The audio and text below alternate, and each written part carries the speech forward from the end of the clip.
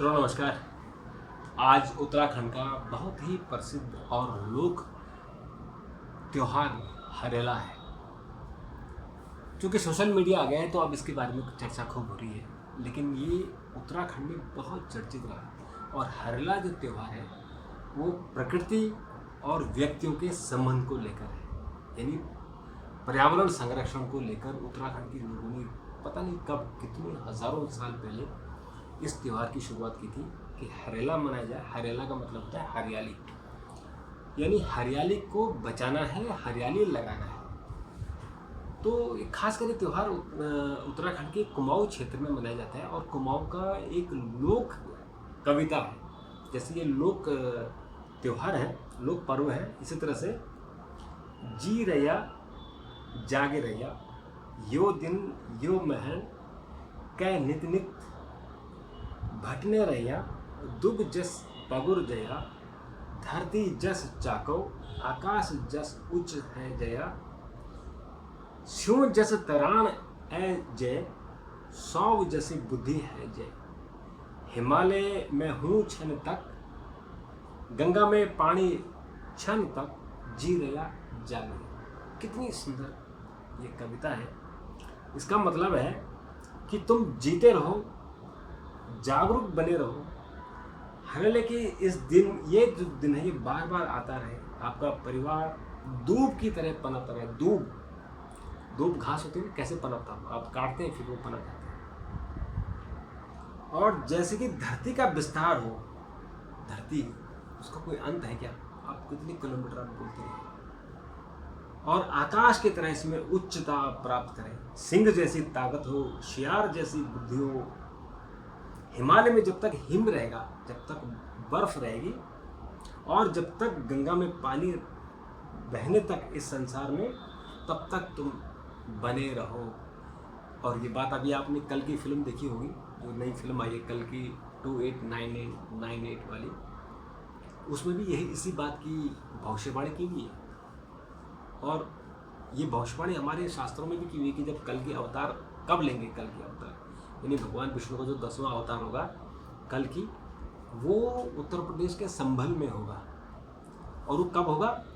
जब गंगा सूख जाएगी और पाप बढ़ जाएंगे। तो पाप तो खैर बढ़ ही रहे। अभी एक खबर मैंने पढ़ी है कि राजस्थान में एक 34 साल के लड़के ने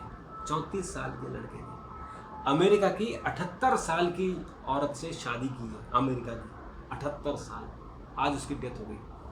वो फेसबुक पर दोस्त बने, वो बुढ़िया वहाँ अकेली थी। बुढ़िया ने कहा कि चलो मैं यही तुम्हारे साथ रहती हूँ, यहाँ जयपुर में ले आए और यहाँ रहती थी। अब उनकी तबीयत खराब हुई, क्योंकि 78 साल तो बहुत उम्र होती है। तबीयत खराब हो गई, बिगड़ गई और आज उनकी डेथ हो गई। तो ये जो कल के अवतार लेंगे उसकी सब चीज़ें चल रही हैं। हालांकि ये कहा जाता है कि ये कल की का जो समय है वो बहुत लंबा है। अभी तो केवल 5000 साल ही हुए हैं और ये बताते हैं कि 1 लाख साल बाद होगा। खैर जो भी होगा, इतना हमको इतना ज्ञान नहीं है, लेकिन ये कहते हैं कि कल के अवतार तब होगा, कल के अवतार जब पाप चरम पर होगा और गंगा में पानी सूख जाएगा। तो गंगा में पानी कब सूखेगा? जब हिमालय से बर्फ खत्म हो जाएगी। और जिस तरह से हिमालयी क्षेत्रों में और खासकर बद्रीनाथ केदारनाथ जी में जितना कंस्ट्रक्शन चल रहा है, आज आप बड़े बड़े होटल बना रहे हैं, सरकार भी पूरा वहाँ खुदाई कर रही है, रोड चौड़ा कर रही है, उसे पता नहीं है कि वो कितना बड़ा पाप कर रही है। आप सुविधा नहीं दे रहे हो, ये गलत, आप ये गलत कह रहे हो कि हाँ सुविधा हो रही है, सड़कें बना रहे हैं हम लोगों के लिए। मत बनाइए, आप प्रकृति की तरह रहने दीजिए। सड़कें आप मैदानों में बनाइए, पहाड़ों में मत बनाइए। पहाड़ी लोगों को छोड़ दीजिए, उनको रॉयल्टी दीजिए, क्योंकि पहाड़ बचेंगे तो देश बचेगा, दुनिया बचेगी। आप पहाड़ों को मत खोदिए। तो ये हरेला त्यौहार हमारा ये बताता है आपको कि छेड़छाड़ मत कीजिए प्रकृति से। आज एक खबर आई है कि बागेश्वर के ऊपर एक पर्वत है, वहाँ एक बाबा ने बहुत बड़ा पर्वत खोदकर हिमालय में, बागेश्वर में जहाँ बर्फ है वहाँ अपना आश्रम बना दिया, सैकड़ों एकड़ में।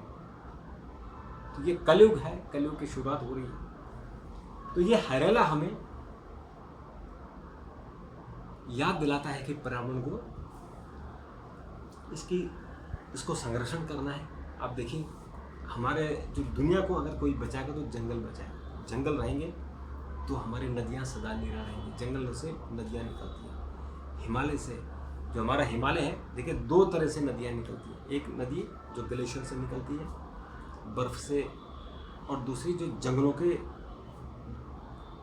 पेड़ों की जड़ों का जो पानी वो निकलता है। नर्मदा जी का आपने नाम सुना होगा, तो नर्मदा जी वो जंगल से निकलती है, अमरकंटक से निकलती है। वहाँ हिमालय, वहाँ बर्फ़ नहीं है। कावेरी जहाँ से निकलती है वहाँ बर्फ़ नहीं है। गोदावरी जहाँ निकलती है वहाँ बर्फ़ नहीं है। जो बर्फ़ जो नदियाँ निकलती हैं वो हिमालय की नदियाँ हैं।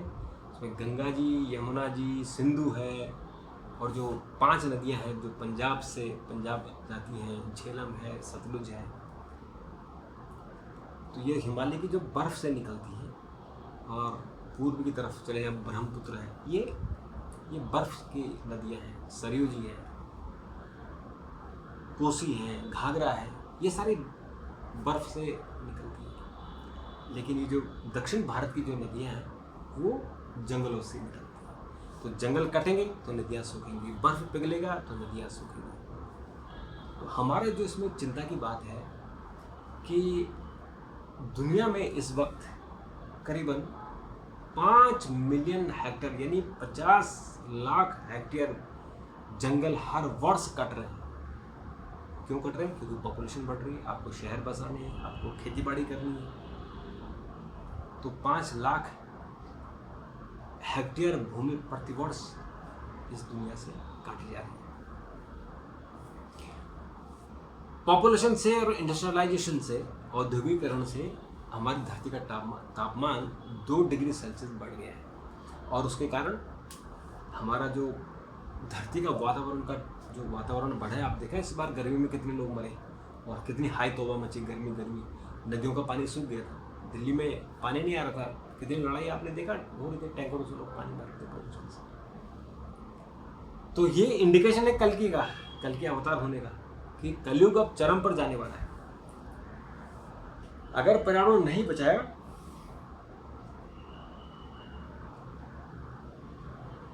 तो आप समझिए कि स्थिति क्या होने वाली है।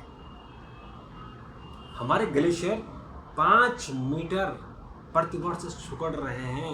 हिमालय ग्लेशियर, जो हमारे गंगा जी का ग्लेशियर है, गंगोत्री ग्लेशियर, 5 मीटर प्रतिवर्ष पिघलना पीछे जा रहा है। आप जाइए कभी, आप अगर 20-25 साल 50 साल पुरानी गौमुख की फोटो देखिए और आज की फोटो देखिए, गौमुख में बर्फ नहीं है।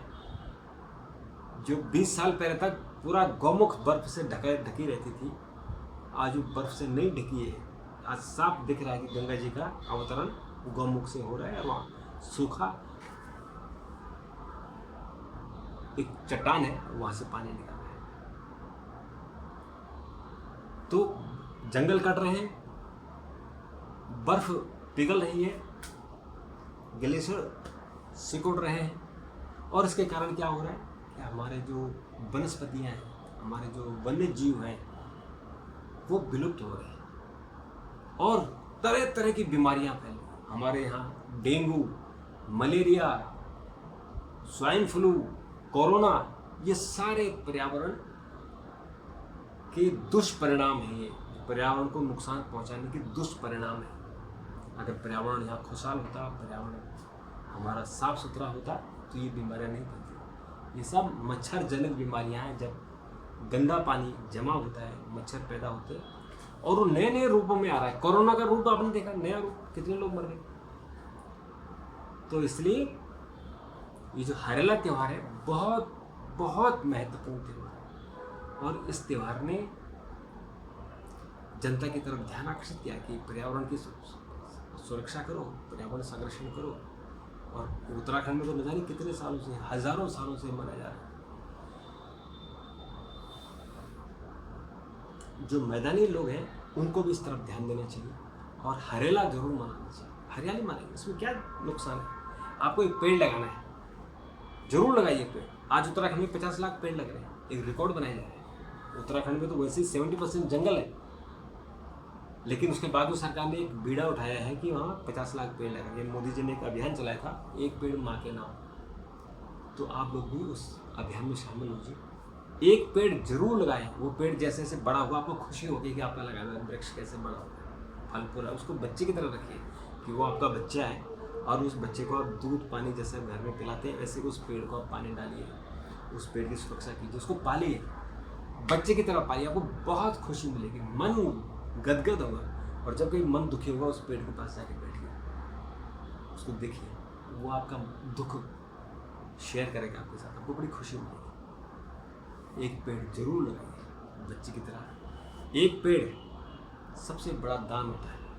एक पेड़ 10 पुत्रों के बराबर होता है। जितना पुण्य एक पुत्र पैदा होने से मिलता है उतना ही 10 पेड़, एक पेड़ लगाने से 10 पुत्रों का पुण्य मिलता है। तो सोचिए आप एक पेड़ जरूर लगाइए, आपको पुण्य मिलेगा, धरती हरी भरी होगी, इसके दुख दूर होंगे, बीमारियाँ नहीं लगेंगी, आपको ऑक्सीजन मिलेगा।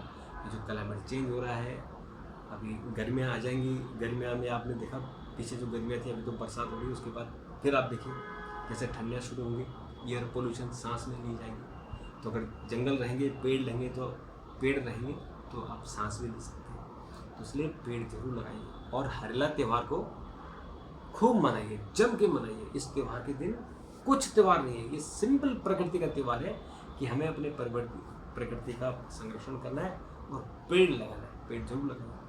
तो आप सबको एक बार फिर हरेला की बहुत शुभकामनाएं और हरेला त्यौहार मनाइए और इस त्यौहार को दुनिया को भी जागृत कीजिए कि आप भी मनाओ। केवल पेड़ लगाना है आपको, और पेड़ ही मत लगाओ, जो लगे हुए हैं उनका संरक्षण करो, उसको तोड़ो मत, पत्ते मत तोड़ो। जो पेड़ है उसको मत काटो, अगर कोई काट रहा है तो उसको रोको, मत काटो। तो यही ये त्यौहार है हरेला, हरियाली का त्यौहार। नमस्कार। अगर आपकी प्रतिक्रिया हो तो जरूर दीजिए, मैं इस पर जवाब देने की कोशिश करूँगा। थैंक यू, धन्यवाद।